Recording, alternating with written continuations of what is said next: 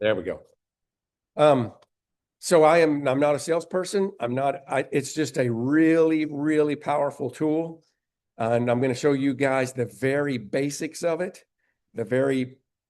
Just as a training tool, but it's so deep and it does so much. There's so much to it that I don't even want to get into because I'll mess it up.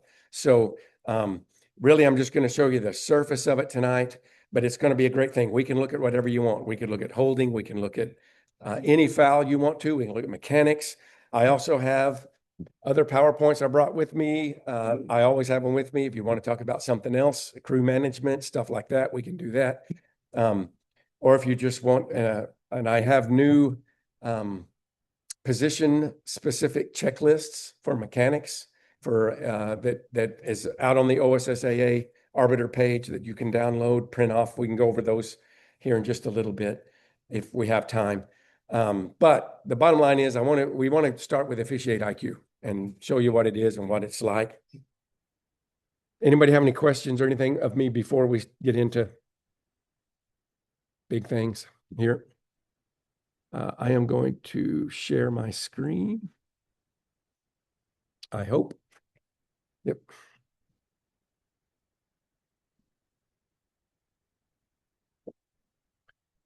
Okay.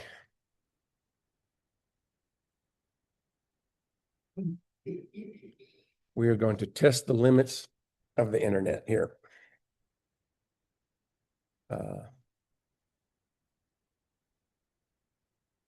So this is what it looks like right now, and you'll have a username and password eventually when we get it all worked out. We're going to try to get Marty and Jared into it, so at least you guys can have it for training. But you won't. Good. So you won't see all of this, but it's basically the beginnings of it. So what you see here is my picture covering up half of that. I'm going to scoot it over. So what you see here is basically every. Oh, just a second. Go ahead. Yeah, I'm a Mac guy, so there you go. All right, so basically what you're seeing here is every official in the GTOA had games graded. Okay. Some had 11 games graded, some had 2 games graded. Okay. So there were a lot of different ways to go about it. And so the numbers really doesn't mean a lot as far as being able to compare this guy to this guy or this crew to this crew. It doesn't, because there's no way to compare a crew that turned in 11 games with a crew that turned in 1. You know what I mean? So we're trying to figure out how to even out the playing field basically, so it can be a true comparison tool. Right now it's not. Right now it's really just a training tool, but I will show you this pages here that you're looking at is because I'm a administrator, I guess. I have a lot of things that we can look at that you guys won't see, but it's a weekly snapshot of our foul accuracy for week 14 was 69% up to the season. Our entire conference, the entire GTOA, every foul that we called in the entire conference. Here's our foul accuracy, our mechanics evaluation, our penalty administration accuracy, safety fouls, unsportsmanlike fouls, incorrect administrations, critical errors, things like this. So it gathers all of it and keeps it going. So as you guys probably know, in the grading system, you have correct calls, you have incorrect calls, you have missed calls, you have marginal calls, and there's different levels to the grading. Okay. So the way that this system currently works is a incorrect call and a missed call counts the same. We're trying to fix that. I don't think, and I'm working with Brandon and DJ, a missed call shouldn't be an incorrect call. And so we're working on some details, working on figuring all that out. But let me get to the real stuff here. So I can go to individual scorecards, and this is every official in the GTOA. And I'm going to go to me so we don't pick on anybody else. Yeah, Dusty's closer than me. There's Dusty. So Dusty's individual score. He had 61 fouls input and called. He had 86.9% correct on his calls, 99.86%. That's mechanics, comments, everything else put together there in his. So there's 733 plays got evaluated for Dusty. 125 administrative plays got evaluated for Dusty. So Dusty has an individual score sheet. Just like I do. You can go to full report.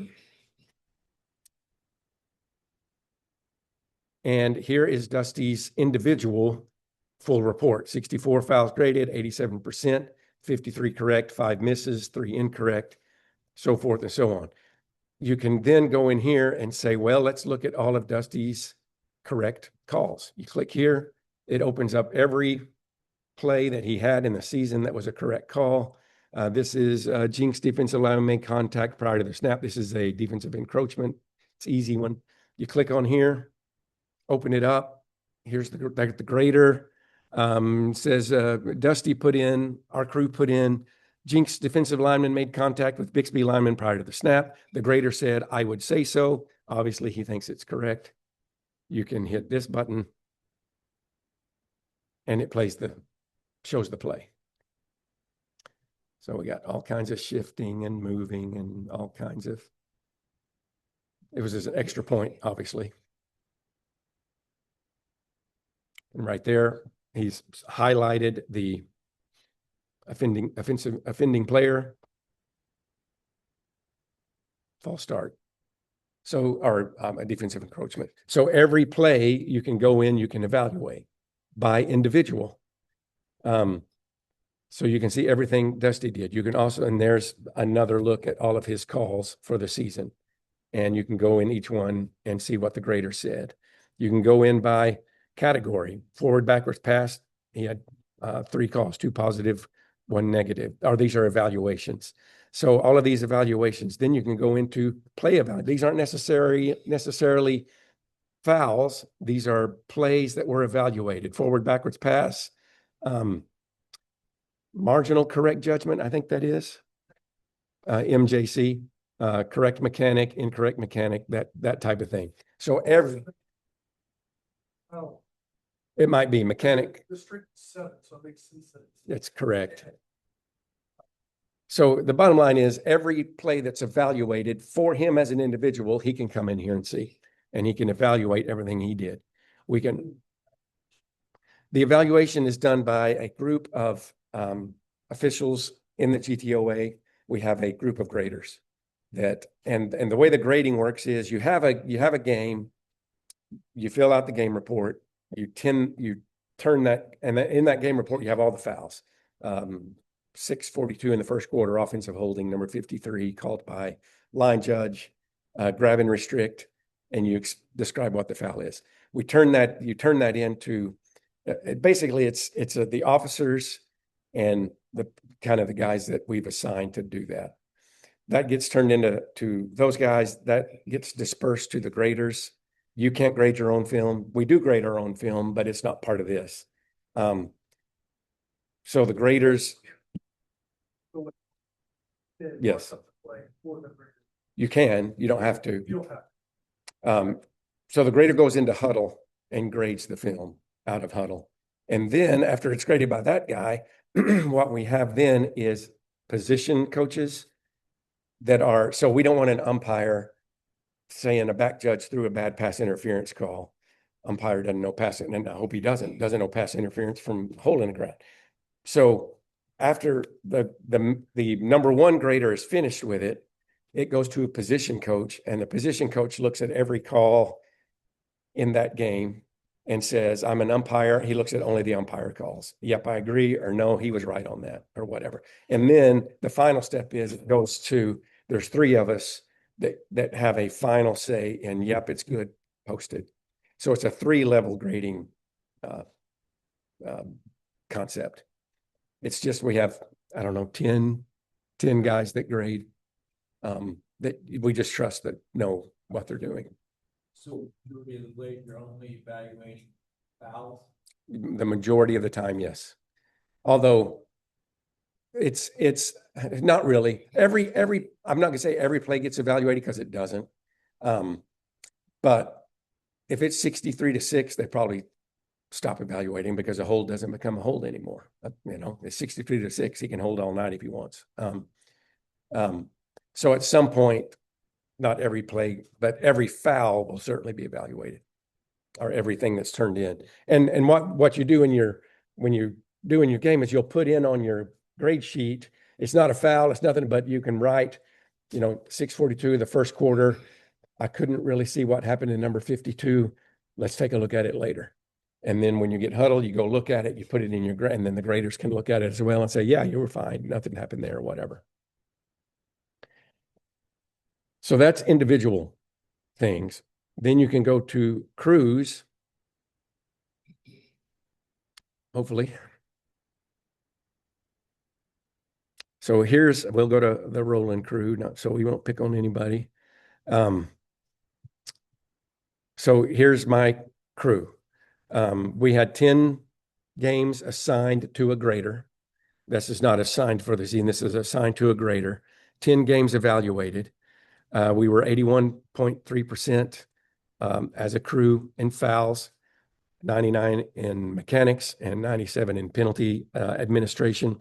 And penalty administration goes all the way from, if you have an offensive holding on this hash, it's a previous spot foul, right? That means previous spot foul. That means that hash. And if you wind up mark off the foul and you're on the wrong hash, that means you got it wrong. You administered the foul wrong. And that's what our misses on penalty administration is. And we had one PSK that we got wrong. And we had a couple of times where we wound up on the wrong hash after penalty administration. But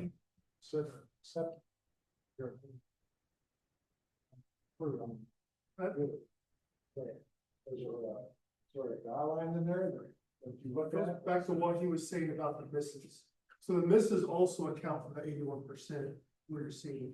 So if you were just to take the incorrect calls, like when we actually threw our flag, that amount would be a lot higher, it'd be in the 90s.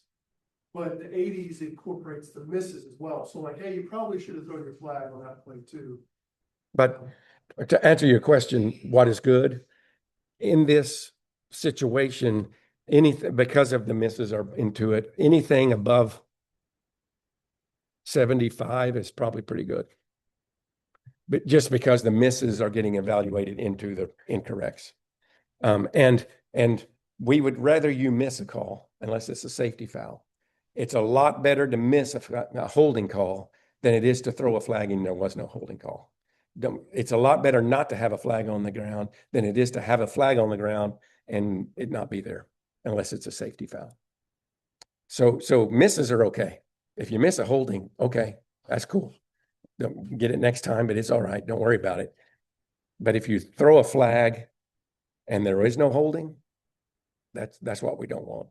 And what we've discovered through doing this, that I'm only speaking for the GTOA because it is a GTOA specific app right now. We're bad at holding. We are very, very bad at offensive holding. We throw way too many. And I think you can extrapolate this across the state. We throw way too many. And most of what we throw isn't there. It's just not there. We throw way too many holding fouls. And I can show you that here in a few minutes and we can talk about it more. But as an association, correct holding, we're at about 41%. That's bad. We've got to get better at holding. We've got to figure out what we're seeing, why we're throwing it, why we think it's a hold. It's everywhere. It's everywhere. And you're saying that we're throwing a lot of flags that are not. Yes. We're not missing as much, but yes. The misses and the incorrects are thrown together in that. And we are missing quite a few, but we're throwing a lot more than we should. We're just throwing a lot of holding. Well, in our association, yeah. Jared has been very vocal about the fact that, be sure it's at the point of attack, be sure it attacks the play, be sure all those kind of things. But it's hard. So the GTOA, this, and we have 2 points of emphasis. Those are, number one, there must be a signal at the end of every play. There's got to be a signal. We have crews that are so bad at that. Every play, every flag, every kick, every time there must be a signal. Has to. So, and because and I don't know if you guys are the same or not, but our guys always complain, oh, those clock operators, man, they're awful. Clock operators, clock operators. The clock operator doesn't know what to do. The only thing the clock operator is supposed to do is what we tell him to do by our signals. If we're not giving him signals, of course he's awful. He doesn't know what to do. So I told all our guys, we will no longer complain about clock operators. If you come up to me and say that clock operator, I'm going to say, so I don't care. Are you doing a signal at the end of every down? Because if you're not, he doesn't know what to do. He's guessing. So we must have a signal. That's our number one focus. And it seems so simple, but fellas, it's not. And then our number two emphasis is holding. We've got to get better at holding. We're not very good at legal formation either, but we got to get better at holding. We just call too many, bottom line. Anyway, we'll get to that. So here's the Rolen crew scorecard. If you go to full report on the crew setting, this is our entire crew score sheet and how our crew did. And each individual is down here at the bottom. But then you get exactly, we can go in and look at all of our incorrects and corrects and anything else for the entire season on this page. Number 10. Uh-huh. Then it'll show you a list of plays that it's mentioning. Yes. If it has this little blue thing beneath it. So we had 95. If we want to look at our correct calls, fine. We had 10 misses. We had 10 incorrect. If we click on the incorrect, I can show you my stupidest call of the season. And it was stupid. Let me see if I can find it. Here. Fellas, this is embarrassing. It's so bad. I don't know what I was thinking or what I did. Fort Gibson and Skiatook. It's a run to the bottom of the screen. Breaks for a long gain. I'm trailing the play. I see what I think is a block in the back. It's not. It's just flat out not. Number one, I'm way too far behind the play. Number two, I shouldn't even be looking there when I throw the flag. Number three, I should have trusted the guys around me. And number four, I just brain farted. It's just a bad call, but I'll show you. You'll enjoy this one. But This play I got pulled on too. I don't remember. So it was a fumble, and it's like, oh my gosh, and everything's a mess. And he throws it. We're all legal. This kid has it. So down here, right? Where was it? Yep. See, anytime, let me just say this. Anytime you have to wind up like I am right here and chunk it, it's probably not a foul, fellas. It's probably not anything you should be throwing. So I see this down here, okay? And I'm thinking, oh, he can't see it because he's running and he can't see it because he's got the goal line and that's too far away for him to see. And certainly the umpire's not. So I'm like, oh, I'm the only one that can see that. There was no foul. There's no foul. I'd have to look. So it's right. Yeah, right there is what I see. It's he gets him in the shoulder from the side. So it is not a foul at all. It's not blindside. I was too far away. But that's an example of a missed call. And what would be evaluated as a missed call. It's yeah. Yes, it called a touchdown back. Yeah. So that's an example of but like I said, you can you can go through and see every missed call we had and watch each one individually, and how to play that out. Now, you can go to training insights. This is where you're going to live most of your time, is in training. So this is every foul, every crew, every individual, all put together into one big, massive spreadsheet. And the most called fouls, obviously, is false start. We had 230 correct, 10 misses, and 16 incorrect. Were some of those, it was 63-6, and you're letting some stuff go, maybe. We don't know. But false starts, you'd like to be 100% on false starts, but you're never going to be. So here's offensive holding, grab, and restrict that we're bad at. Had 147 correct, 54 misses, and 46 incorrect. And that's just not very good. That's just way too many incorrect offensive holding calls. But what you can do is you can click on this green area, and it calls up every correct offensive holding call we can look at. Click on the orange, it calls up every missed offensive holding call. You click in the red area, and it calls up every incorrect offensive holding call that we had. And then you can go through and look at them and why they're incorrect. And you can do that with every foul as you go down the line. Their top 10 incorrect calls: offensive holding, grab and restrict, illegal block in the back. We had 19 offensive holding takedowns. So if you combine offensive holding, grab and restrict with offensive holding takedown, obviously we have a lot more there. So there's every most incorrect. Top 10 missed calls: offensive holding, illegal formation, top 10 fouls incorrectly administered: offensive holding, face mask, offensive holding. So it's just a way, it's not a way to pick on anybody. It's not a way to talk about, oh, you guys got that wrong, or it has nothing to do with any of that. And the grades for each individual person or crew mean nothing. The state doesn't care about those grades. The GTOA, our assignment committee, can use it, but they don't have to. And they really can't, because one crew has 11 games, the other crew has 2 games. It really doesn't apply in a lot of ways.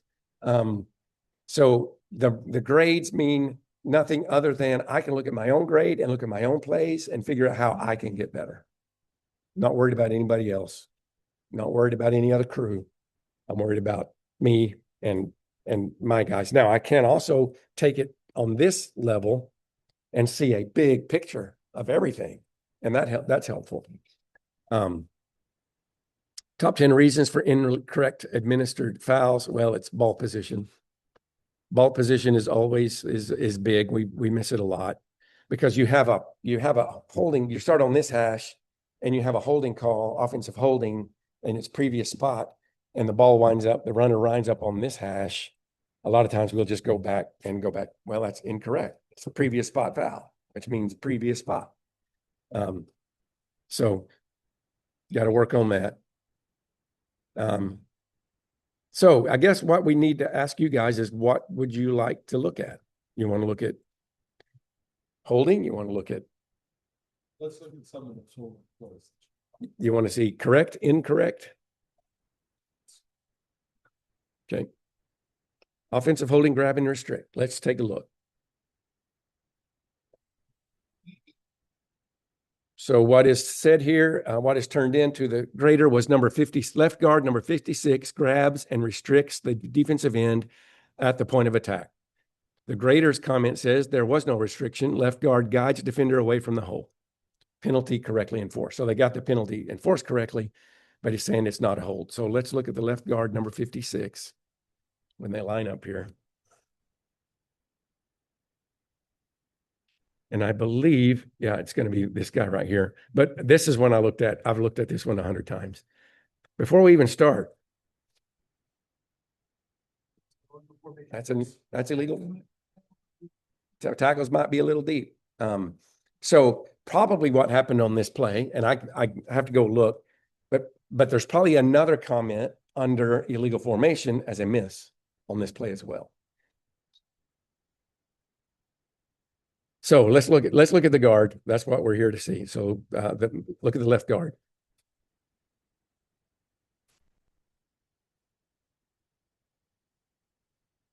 I mean, there was never, not even close to a hold.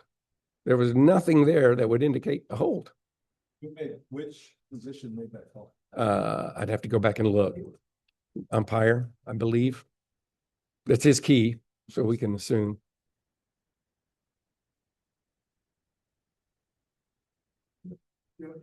Yeah. So it's not a hold. There's a great example of we're throwing too many. I throw that. It's not a hold. And here's the deal. I also understand every game we go to, coaches are screaming, holding the whole game. Okay. They're going to anyway. So who cares? Let them scream holding. It doesn't matter. So there's an incorrect holding call. And that is, and Let's comment just a minute there. Why that's okay. guys, one thing understand is the position of the feet of that offensive player has an awful lot to do with whether he's pushing him or whether he's holding him. As long as his feet are between that defender and the ball carrier, he's got a grip in there. That's not by definition. So we got to understand all of those elements before we start. So I know you guys have heard Jared's 5-step holding processing. I mean, we've talked about it here before. A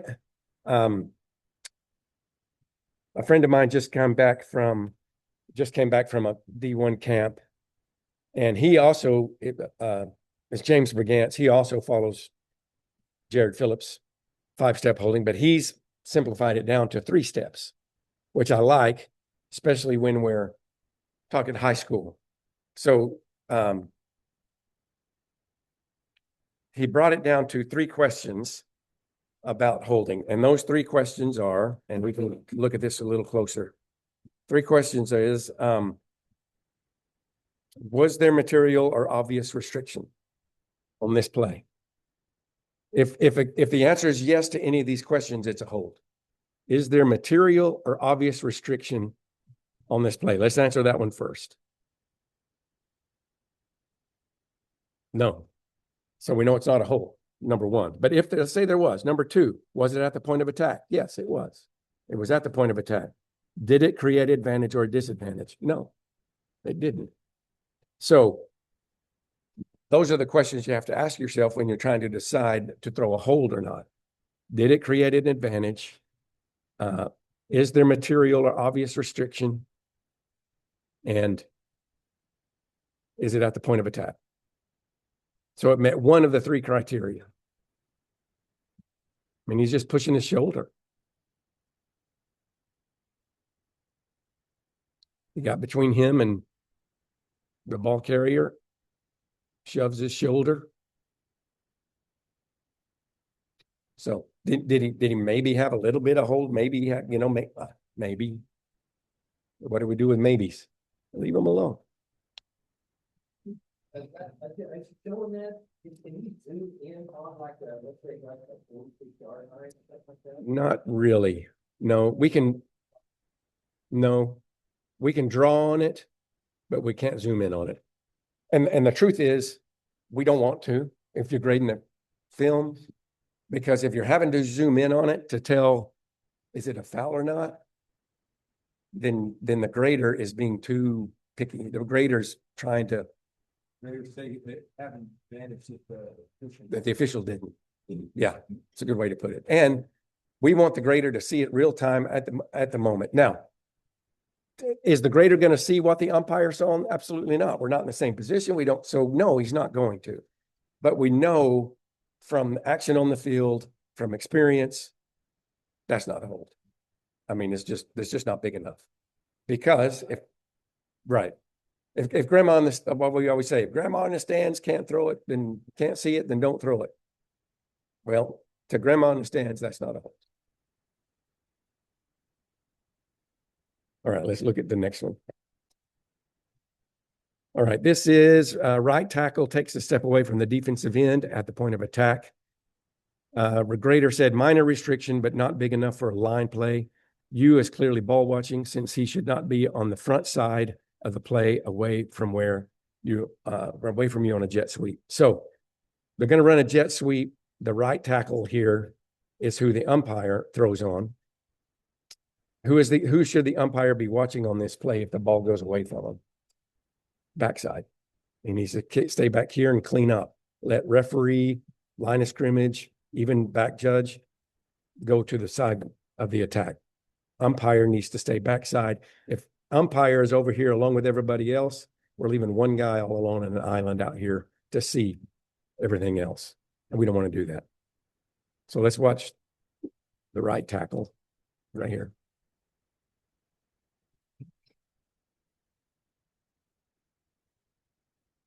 Yeah. There's nothing there. Does he think he sees this right here?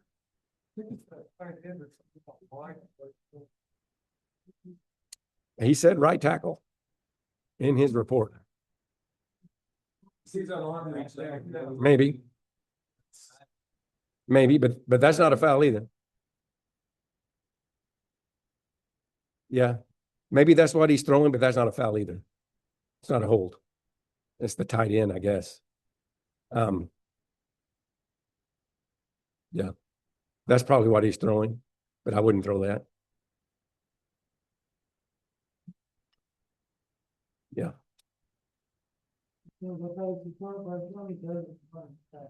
Yeah. Is it at the point of attack? Yes. Is there material restriction? No, I don't think so. Yeah. Right. Yes. There you go. So we've talked about that before in this room, a process foul versus a reaction foul. Holding is a process foul. Hold your flag, let it. Yes, oh yeah. Like we throw blocks in the backs 30 yards in front of us because we don't take the time to process. Yeah, that never happens. So yeah, there's a difference. Process. So that, where did you set your pause before the? Right, so now with the system, is that the holding? You get a long game. And the coach is going to scream, holding. Okay.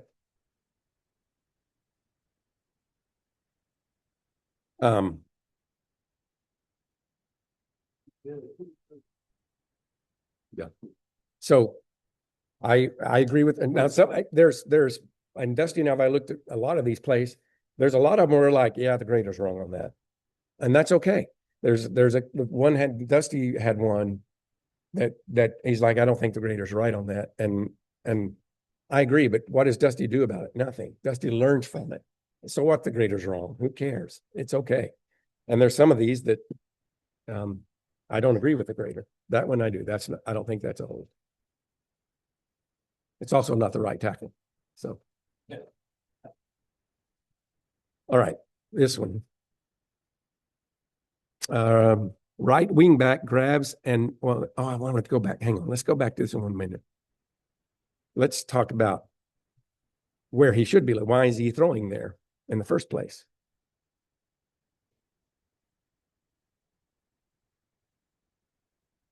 So I know there's not a lot going on here. There's not, but I think he's about to throw the flag here. Yeah. So let's see where he should be looking when the, yeah. And they're going to do that. That's okay. So right here is where, let's say thinks he sees a hold right here. So he's looking here. Well, he's still got some stuff here that might need. I mean, I know these two kids aren't doing anything, so they're not a threat, but he's got a threat right here that something could happen. He's even got a threat right here he could be taking a look at. The referee's going to be here in this hole. The back judge is going to be back here cleaning up. The line of scrimmage guy is probably not going to get inside there, but he's going to be out here, right? He's got a problem. Yeah, he's got a mess here. So needs to be, you know, in this area, cleaning this up, leaving this for referee, basically. That lineman, take, it's just have, rip the helmet off the lineman, and the helmet's going on the ground. Let's see how that helmet came off. Right. Because he was looking over there.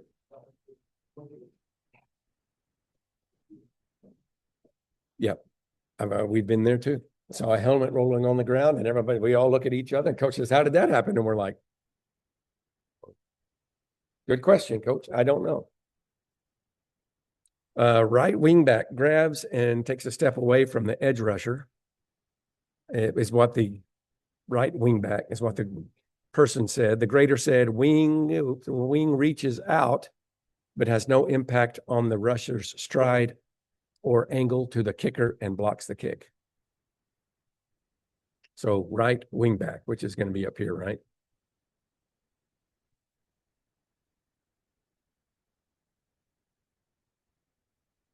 And I went over this play with this crew when it happened. This is an extra point.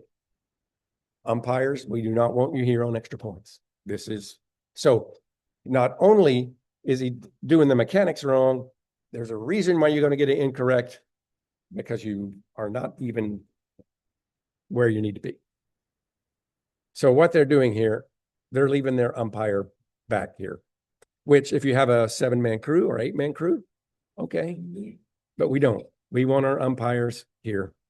But I did see, and I haven't told anybody in the GTOA yet this, Dusty, so, but in the NFHS mechanics, they're putting the umpire under the goalpost.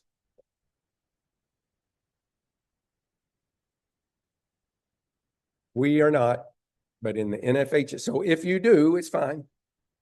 It's fine. But this is not an approved mechanic by anybody on a try. Okay. Just saying.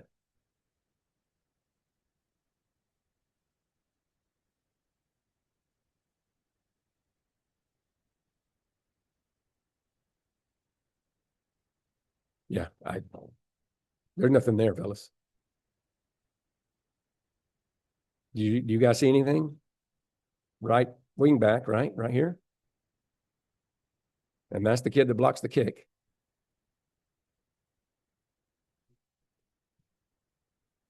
No restriction, none. Yeah, it's an attempted hold. I do. I don't know if I should share it or not, but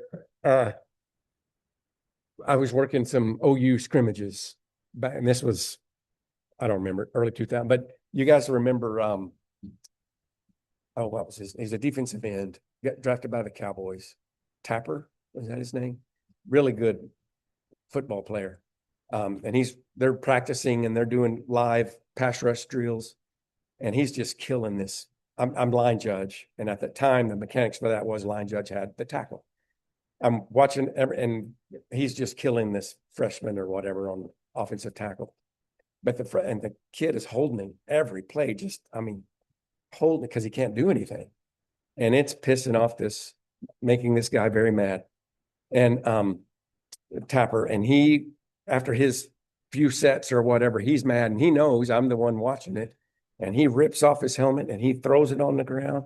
And he says, he is bleep, bleep, bleeping, holding me every bleep, bleep in time. And you know it. And you know, he's a huge guy. And I say, I know. I said, stop. I said, I know he's attempting to hold you every play, but he can't do it. He's trying to hold you, but it's not working. And he goes, yeah, you're right. He picks up the helmet. So anyway. All right, what's this one? Left tackle number 75. This is Grove.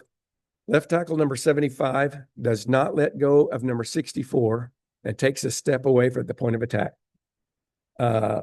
Grader says number 75 lets go as soon as the defensive end completes the rip move. This is not big enough for a line play. So left tackle number 75.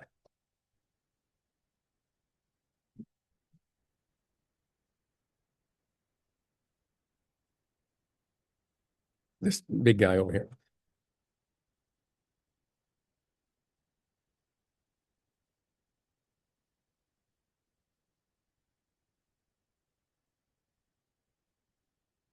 Yeah.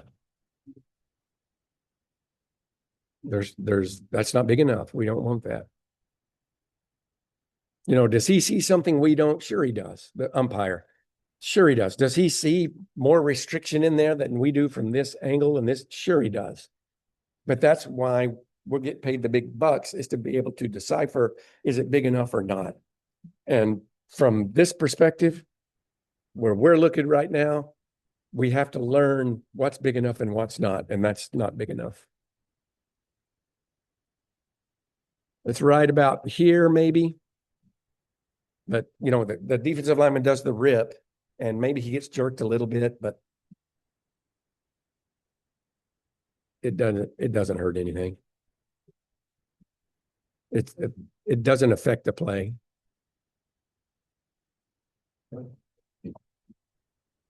You don't think what? I'm sorry. What's that? Oh, Grove's in the way? Is that okay?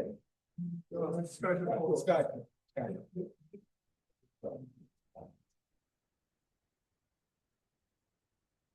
Yeah. Do you guys, I mean, is that one closer than the first two we've seen? Yes. I think it's closer, but it's not a hole. But we did have a signal at the end of the play. Look at the referee. Nice. He's the only one. And that's okay, I guess. No, we didn't see him. He may have. We just didn't see it. Hang on, let me go back to my full screen. Now, let me ask this. Okay. So we want covering official, be the one that makes the signal. But if we have a flag, at that point, they like that. Yeah. It's- He's probably gonna, the clock operator's probably gonna be looking at the white hat at that point. Anybody can kill the clock. Right? Anybody can kill the clock. I mean, at any time, if you need to move the ball's not spotted right, and you need to kill it and move it, It's okay. Anybody can kill the clock. And it's okay to have 5 people kill the clock on a kick. What are we doing after every kick? We're killing the clock. It's okay to have all 5 of you do it. If I see a flag and I look at all of that, I'm going to apply, because I know that's something with penalty. So I see the flag, I know the ball is down, I'm putting it. I mean, to me, it's official. If you see a flag on the field, and you know the play is dead, that's the key, right? Covering official has killed the play, or whatever, then you can. kill the Right. play. We don't mirror this signal. If you're the covering official and you got the ball down, there's probably only gonna be one guy doing this, the guy that had the football. If 2 guys are doing this, then there's only 3 watching what 4 should be watching, right? So on any regular play, whoever has the ball is going to put their hand up in the air. That's all we need. But when it comes to killing the clock, we can all do it. Incomplete pass is the same. Incomplete pass, there's probably only going to be one. There really needs to be only one. So. The official through the flag, he's getting a funny whistle rather than another. Yes. Yeah. So then if you hear a funny whistle, you're also. Yes. And if you have a flag and you know you have a flag, kill the clock at the end.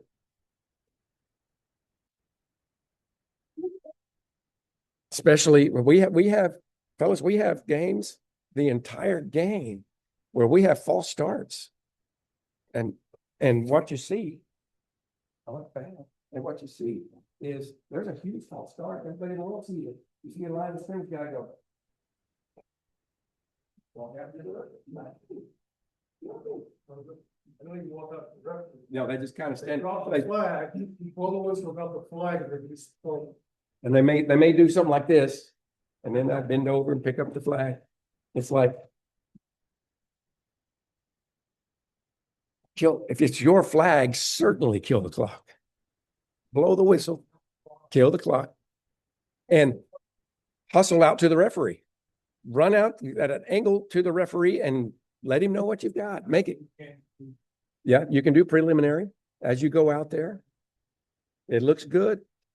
And the coach is going to, even if you're not right, but it's questionable, he's going to believe you're right because you did it with conviction and you did it with good mechanics and you did it and you hustled.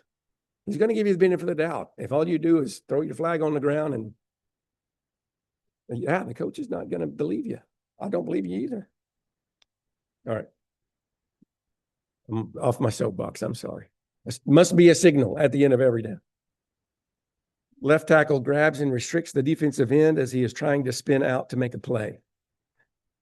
Grader says this is not a hold at any level and has no impact on the play. This is best left alone. Yeah, a little aggressive. there, Yes. so- We've asked our graders not to be quite so aggressive. That this is a training tool, so let's take a look. Left tackle. So it's going to be this guy over here.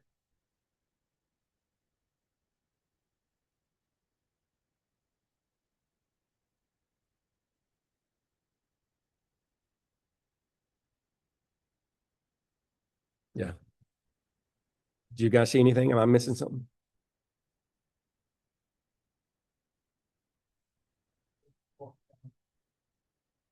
Right?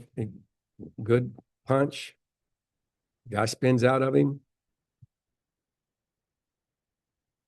All right. Oh, here's a close-up. This is we get, it depends on how many angles they send, how many angles we can put in here. So let's watch it again.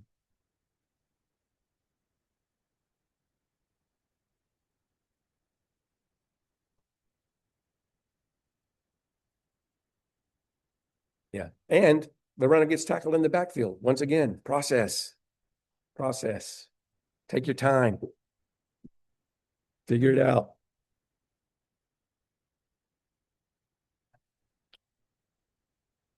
It can get to the point where, like, I don't know if you guys have any, got new guys, or you have an opportunity for a guy to track fouls for you or whatever. We try to get a rookie to go with us to games if he's got a clipboard and have radios. On a play like that, to write down, hey, if it was an actual hold, so he say he actually held the player, but the play still ended the same way, and Chad was like, hey, write down 4-2-7-11, holding a left tackle pass because the runner was tackling the back. And we write it down, we submit it, and the trainer like, yeah, I see it, but you didn't throw it because the runner was back in time. All right. We're going to look at some correct ones I now. have a question for you. Yes, sir. So, you just gave one scenario of on back coach, but when you don't have someone tracking the numbers, who do you have that can distract? Last year we had each individual do it. If you had a flag, write it down. This year I've got a little voice recorder, and I'm going to give it to our back judge. And That's that, what we've done. Track. Yeah. just take it out, say the time, the foul, put it back in your pocket. And we can also say, and the hard part is because you don't always have time to write down everything, especially if you're referee and you're announcing, and then it's remembering, especially the older I get. Let's look at some correct holds. So because we have this, I'm able to go through it. I had 3 holding calls all year. 2 of them are 3 holding call foul evaluated. 2 of them I didn't throw, but they were evaluated as possibles, and I got correct no calls on both of them. The one I did throw was correct, but it was so big it was stupid not to throw it. 3 all year, and they were all right because 2 of them I didn't throw. So just a thought.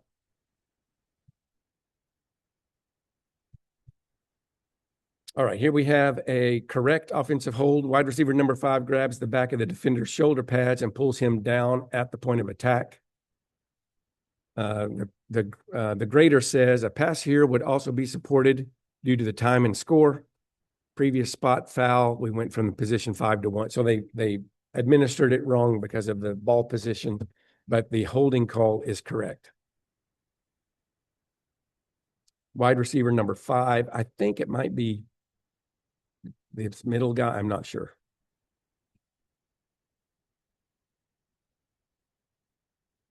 Yeah.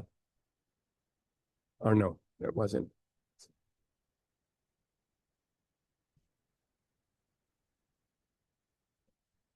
There he is. Yeah. It's right here. This guy, the inside receiver. Grabs him, kind of jerks him. You know what? I agree with the grader. If you're going to pass on this, that's good. Is it a hold? Yeah. He hugged him. Yeah. But I would say that's fine to pass on too. I mean, yeah, it's a hold.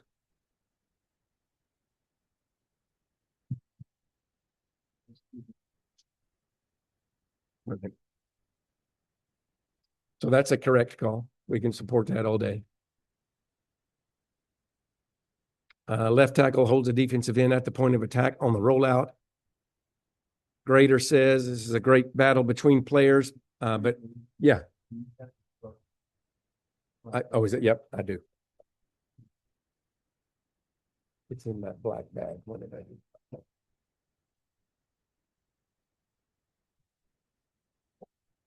My computer doesn't have to work this hard.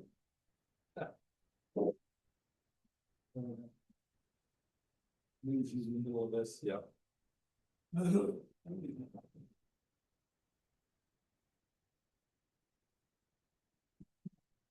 Thank you.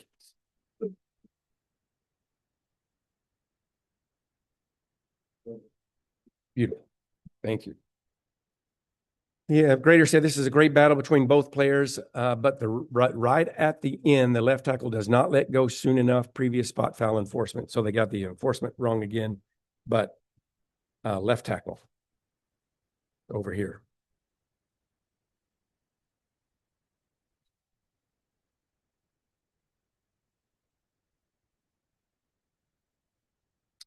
So, yeah.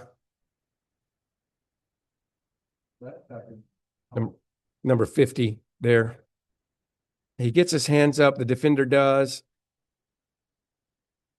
And about right here, that right there, he's grabbing him. You can tell he's grabbing him right there because the head is down and the shoulders are turned. And the stutter step. Right there.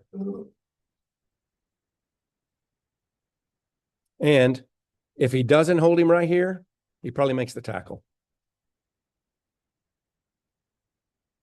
So yeah, correct call.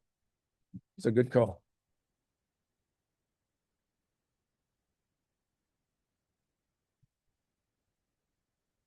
And why? Yes.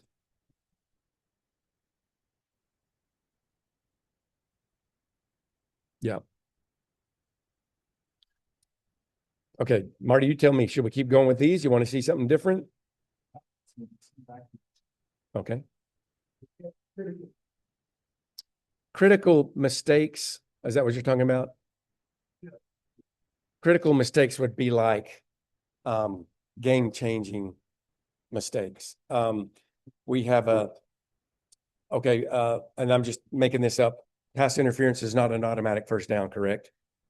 We have a pass interference foul that doesn't result in a first down. And so you need to, it's 3rd and 20. Okay. We have pass interference on the defense. Previous spot foul, mark that off 15 yards. What are we going to have? 3rd and 5, right? If what happens is we give them an automatic first down on that, and then 2 plays later they score a touchdown on the long bomb or something, that's a critical error because you gave them a play. You gave them more plays than they were supposed to have.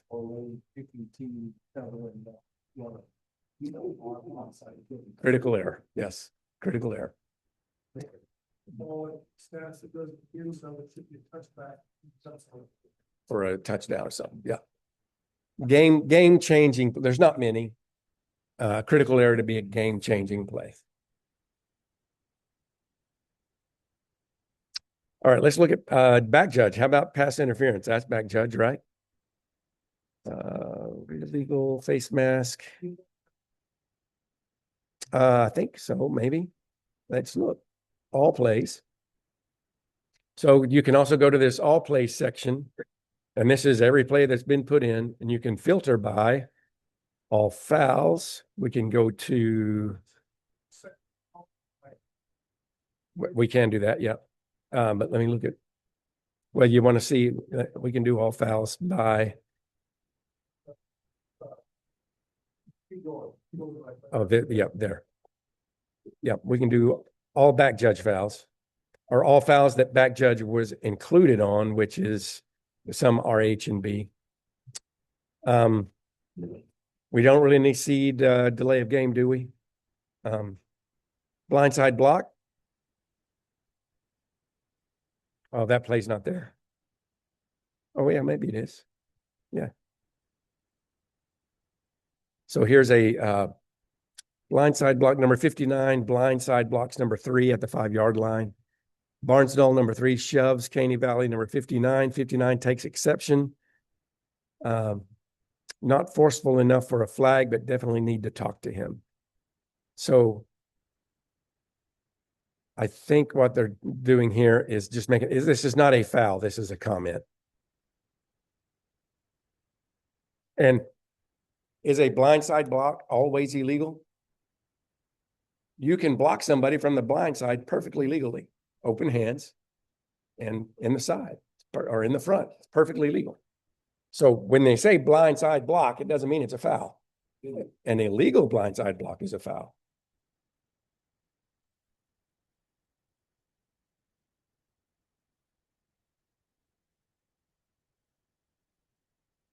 You guys see anything? Let me go back.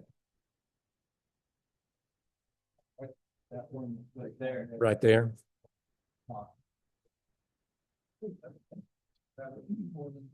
Yeah. That's not offensive holding right there, by the way. That's an offensive player overpowering a defender. And the defender having, yes. But do you think that's not what he's? No, he's not. I agree. That's not a hold either.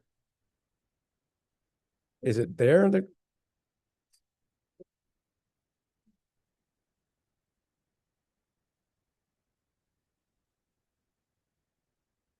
Oh, up here, up there, right there, right here in the corner. So the white jerseys guy's running, gets hit behind. That is not a blindside block. Made, and then he hits him again.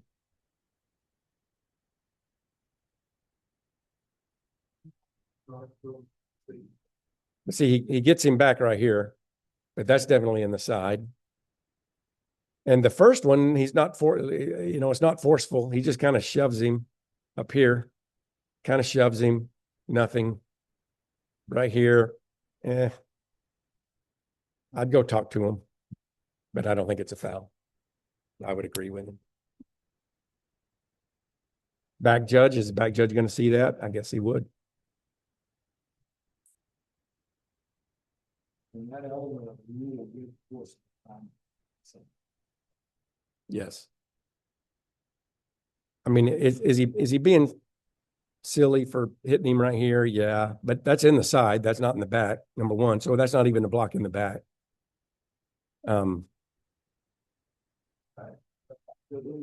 Yeah, Max Judge is not seeing it.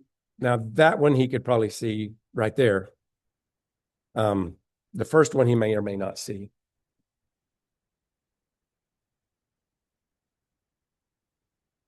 Let's look at, let's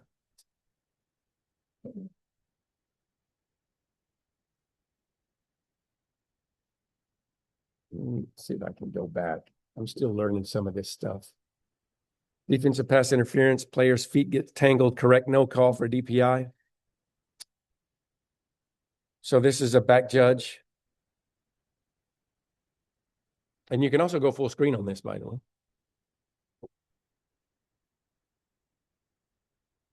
This is a correct no call. Feet get tangled. Yeah. That's not a foul. He made it. He just tripped on the grass.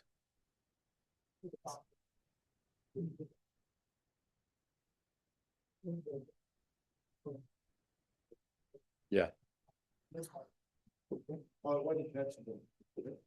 Yeah. Heard that too.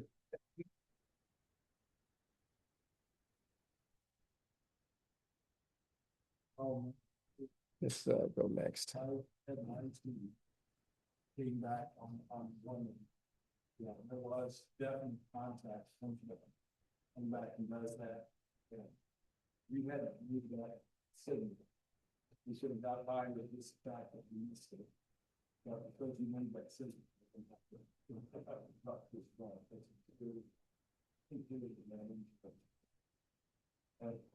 case you're not aware, uncatchable is not a factor in high school opinions. Blindside block.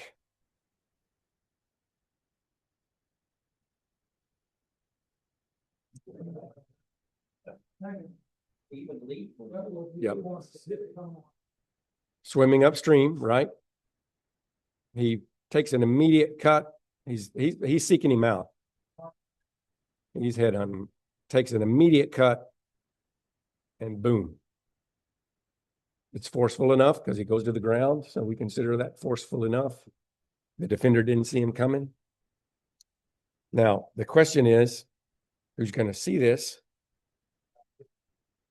That judge might be able to see that. And back judge is going to be looking through some stuff to get there. He's probably not going to see it, although he probably could, but he's also got the ball and he just needs to be wide. Umpire is going to have to come in and help with that, I think. That's Yep. I think so. Let's see. Number 7 leads with his head and delivers a blow to the defender's head. Let's see. This is the kind of stuff a back judges are going to be watching for. Number 7. Oh yeah, there we went. There, I saw it. I don't, it's right. So what? He's lining him up. It's not blindside. But does he lower his head?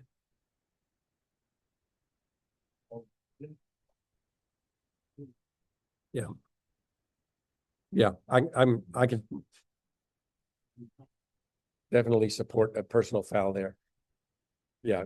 Yeah. I don't like helmet to helmet. I don't like saying helmet to helmet. If you ever say that, you are in trouble with a coach. Every play is helmet to helmet. There's not a play in football that's not helmet to helmet. Helmet to helmet's not a foul. Crown of the helmet is a foul. Using your helmet as a weapon is a foul. Targeting is a foul. Spearing is a foul. Helmet to helmet is not a, there's no such. Do we have a signal for helmet to helmet? Of course not, because it's not a foul. So if we say, and you're going to hear fans say helmet to helmet, well, of course it was. It's football. Go play soccer if you don't want to hit heads. I mean, it's a different game. And so helmet to helmet does us no good as officials. Yeah. This, I would consider this a spearing. I would consider that a foul. That is spearing, but it's not helmet to helmet. Illegal helmet contact, maybe, but even illegal helmet contact, put it into a category. Is it spearing? Is it targeting? Is it using it as a weapon? So this is, it's not spearing technically, but it is crown of the helmet. Unnecessary roughness. It is a foul, 100% a foul. It is a foul. That's just put it in the right category. Yep. Let's see. No, in a situation like that, it's clear who lower instead. I mean, make any consideration of it being done. On that one, no. Unless it's Yeah. Yeah. Yeah, launch in the air, you might go flagrant, something like that, maybe.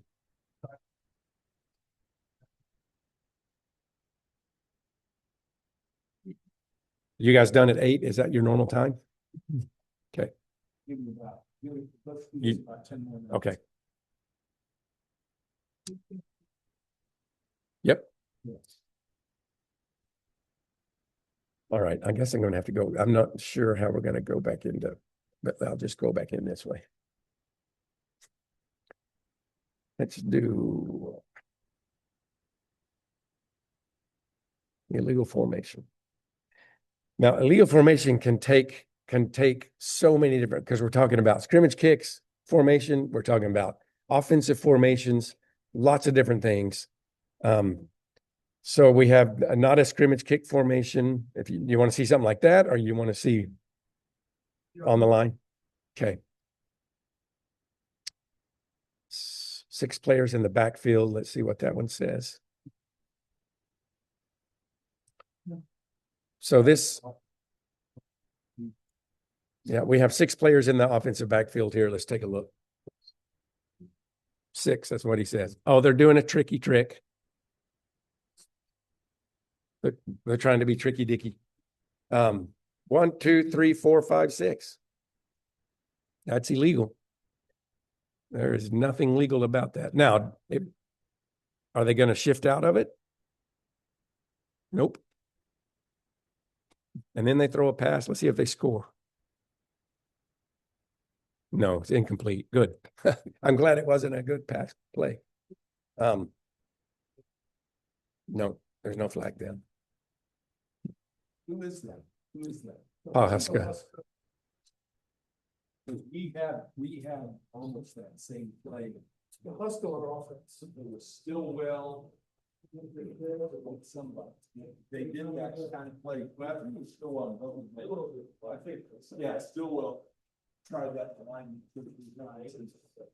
And they ran out of it the first time, which saved our bacon because it was the first time we had seen anything like that. And after they did it, then we talked about, hey, who had him on the line and all of that. So the next time they actually threw the pass out of it, but because we had a chance to see it, Yeah. talk about it, they were in. They had everybody in it. So what we have to remember with illegal formation, the important things about illegal formation are they're going to happen when you least expect them. And what you start doing is then you start panicking. Oh, well, who's covering who? Is that guy eligible? Is he, where are we at? And all this, which I understand, and that's important. But what we have to do is, and what the way we handle it on our crew, from a referee's perspective, line of scrimmage guys can't always see. They know when it's a weird looking formation, but they can't always see everything, right?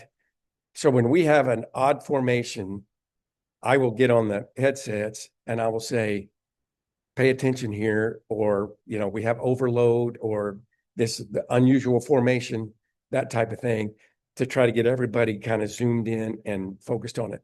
But as you all know, when they're doing something like this, they're going to line up fast, they're going to snap it.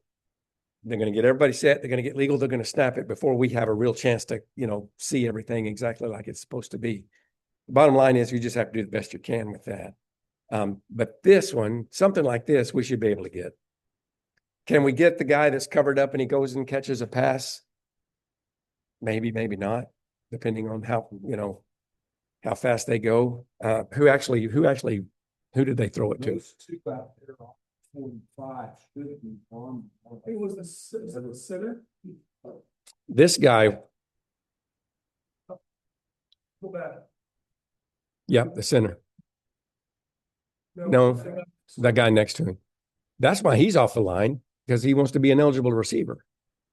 So these two guys, I guess, are probably supposed to be on the line. That's my guess. And if they, yeah, that would, if these two are on the line, they would have 1, 2, 3, 4. Yeah, too many still. They'd have to put these three on the line. Those two up there were up. 1, 2, 1, 2, 3. Yeah, yeah, yeah. Yes. If those two moved up, they'd be legal. But, and he could go out for a pass then. Now, say, play that and see that he's forward on. See now that the one on the very outside goes down. He could. Yeah, he's eligible.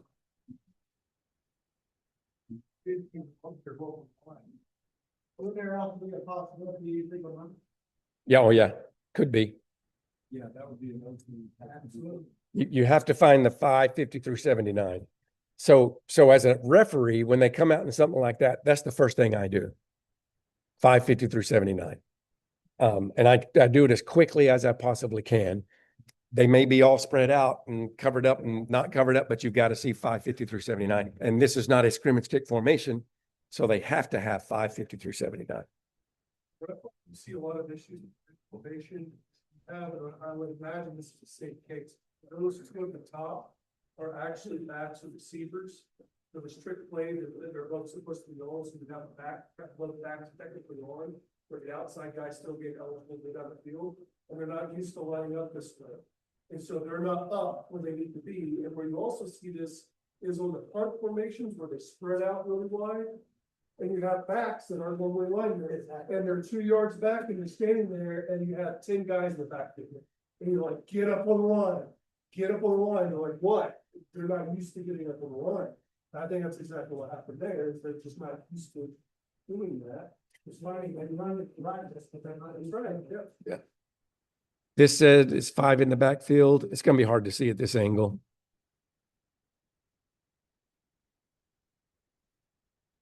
Yeah, the one that just ran out to the end there should have been on. Yeah. He didn't run out to the screen. So it's 1, 2, 3, 4, 5. Yeah. It's really hard to tell from that angle, but you could tell it is. Snapping it. There are 5 players behind the 40. On which one, the previous play? Oh, yeah. Metro Christian's off. Yeah, they're bad at that.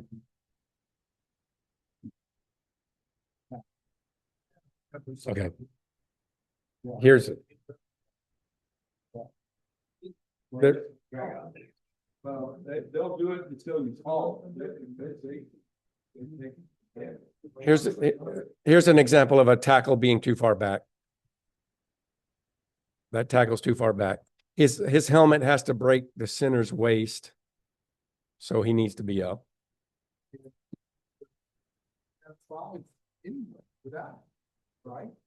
Right, the 2 Yeah, on the there's top 5, yeah, there's off, 5 there, without. the 2 at the top Yeah. are off, I the slot receiver and 2 at the back. maybe and they're not completely lined up. I don't think he's fine, Okay. but he is too far back. The tackle's too far back. Mhm.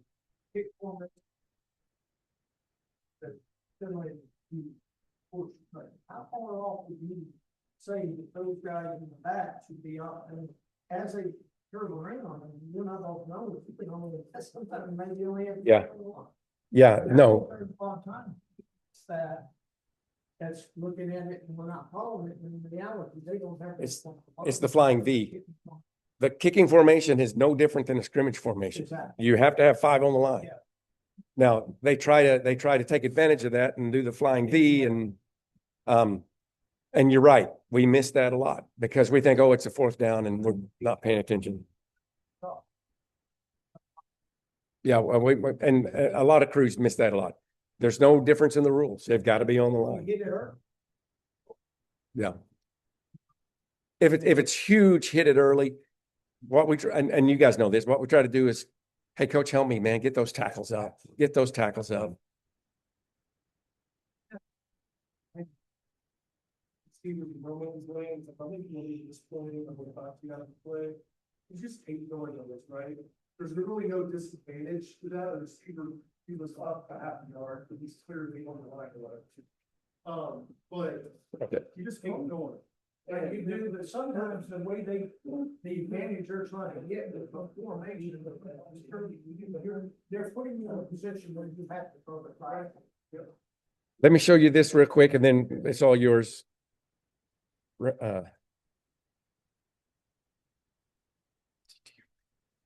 Hang on, where is it? Where is it? Where is it? Oh, here. So here is, let me show you guys this real quick and then I'll get out of your way. Position checklists. So these are all posted on the website, OSSAA. Every position has and you guys have probably seen these before. What it is you print it out, it's front and back, print it out, put it together, laminate it, and then take it with you to the game. And what you can do is it's just points you can think about as you're reading in pregame in the locker room. If you think it's not, be sure that flag, officiate the next play, make it big. That gives you your pregame responsibilities. What should you be doing in pregame? It helps you, reminds you of your pre-snap ritual.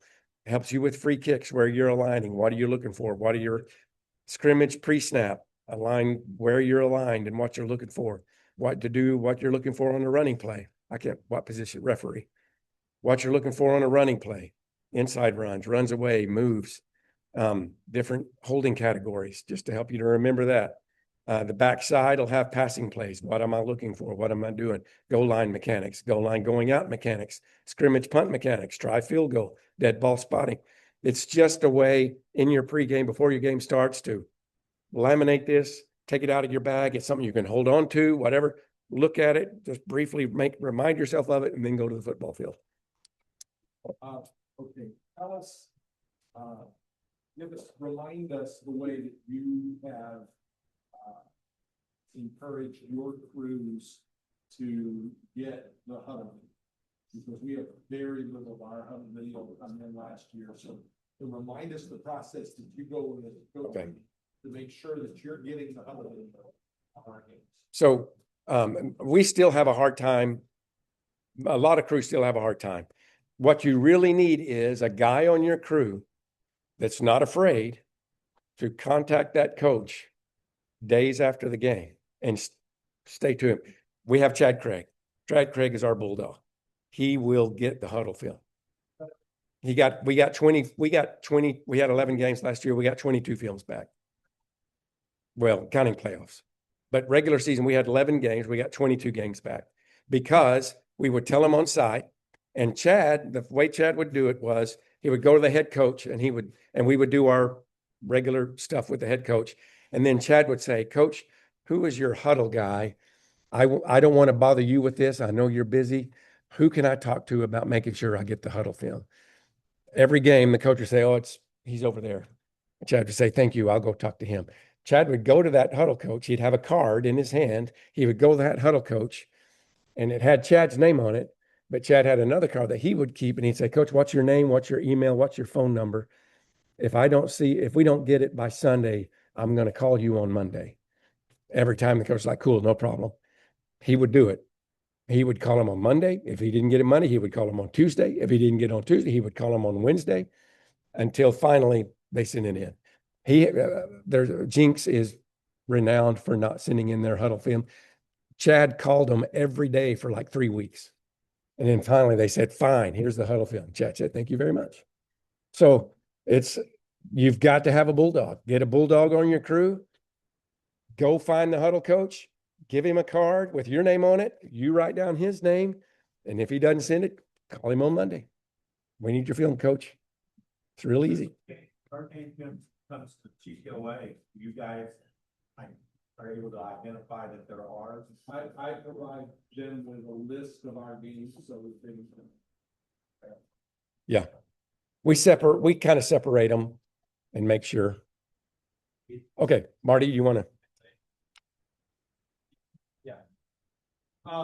Yeah, they make them available to us immediately, but then we can do it to the whole association. Now again, guys, that's one of the reasons why that's one of the things that your dues go towards. GTOA has been very generous with us They allow us to pay them a little bit, and that allows us to join their huddle account. It's a lot cheaper than it would be if we had to do our very own. So it's very important. Number one, that you pay your dues. Number two, use the huddle. I mean, even if it's not your games, even if your game didn't come in, look at huddle film. These are tools that'll help you get better at understanding what it is you're looking for, understanding why. I mean, this is going to be a fantastic tool. Don't be afraid of being evaluated. Don't be afraid of being told you're wrong here or there. Don't be, I mean, you can disagree with the evaluator, but it's one of the most important qualities in life in every field of endeavor is being teachable. And I'll just tell you, you were on Tim's crew back a few years ago, weren't you, John? Tim, one of the things they did, they kept falling short of getting a state championship game, and they were frustrated with that. They called Jared and said, Jared, would you look at our film with us and tell us where we need to improve? And they went through a year where they did film study with each other and with Jared, and in a very short time, they were state championship crew. All right. So again, you need to have a little bit of urgency about the things that we talk about being the best team on the field on Friday night. And you have to be honest with yourself too. When you get a grader, yeah, you may not agree with the grader every time, but you also have to be brave enough to say they're right. I screwed that up. I'm not Open to criticism. open to criticism. Yeah. I've told people before, the times when I have learned the biggest lessons are when I messed up the worst. Those are the times when, hey, I'm not going to forget how that should be enforced because I did it wrong once, and I felt bad about that. Okay. So those things. All right. So just for everybody, OSSAA registration is now open. Get on and get registered.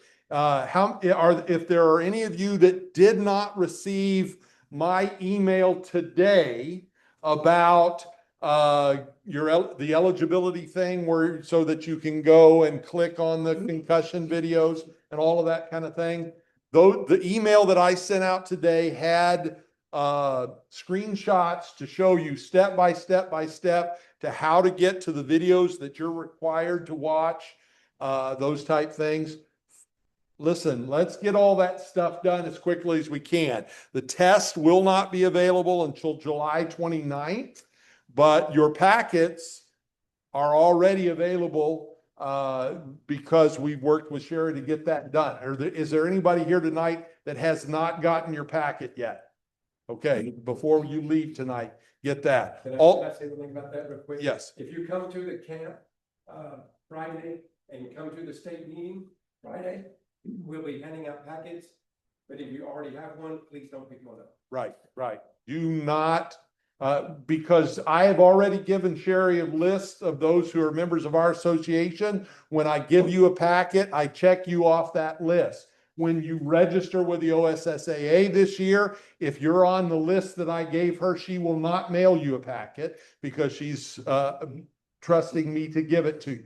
So let's not confuse the issue, because what this has done for us, it's given you that information ahead of time to where you can be studying and preparing for that test. So let's not mess it up. Okay. Let's get the dues paid. We've got the schedules are in. If you are new to a crew, you may not have everything yet. I've got to fill out those crews. If you're new to a crew, I've got to fill out the assignments of those people who are new. But your white hat has his full schedule already assigned. If you're a white hat here tonight and you need some gold cards, come see me. I have some of those. Be sure at all of our locations that you get the QR code and get signed in. Those are time sensitive. So it doesn't help you to take a picture of it, take it home and try to do it. It has to be filled out during the time, the 2 hours, basically one way or the other of this meeting. So this is intended for to keep you honest about these things. Those of you who are watching on video, we have ways of knowing, but you need to comment that you've watched it so that we can go back and check that and I can turn that into to Sherry. All right, guys, have any questions? All right, Jared should be back with us next week. He's teaching Vacation Bible School tonight. Anyway, and I appreciate your prayers for us. Last week, we were in Honduras. We saw 140 people make professions of faith in Christ during our week there. It was a wonderful event. We were really pleased, and but we're happy to be home. Next week, at the end of our meeting, we will have our Green Country Youth Certification. So it'll about 30 minutes at the last 30 minutes of our meeting next week will be the certification for youth football. So plan to be here or on Zoom next Tuesday night, 6:30. Any other questions? Guys, anybody down there have questions? No, we're good. Anybody? All right. Oh, you on muted? Fill it out. Dan? That is a question. How are we going to access it? Yes. I don't know that you guys will get it yet, because we're still in test phases. We're still if it's here, it'll be like for Marty and Jared that you can use in meetings. Okay. I don't think we're gonna make it available for everybody just yet. Okay. I may be wrong on that, but that answers your question. Yeah, we'll help. Okay. Okay. I think that's it. Great, guys. You're dismissed. Jeff and Scotty, be sure to get me a list of who's there. All I need is their names, unless they're new guys, then I need names. Did everybody sign in? And phone numbers. Okay, I'll send you just like I did last week. Great, thanks, appreciate it. Hey, and I'm gonna send you some Venmo money too, and I'll tell you whose they are and what crew they're on. Great, great. I'm sure you'll know whose crew they're on, so. Yeah, I got some information, but yeah, please, that's great. Okay, Thanks, man. You said you needed some cards. All right, bye-bye. bye.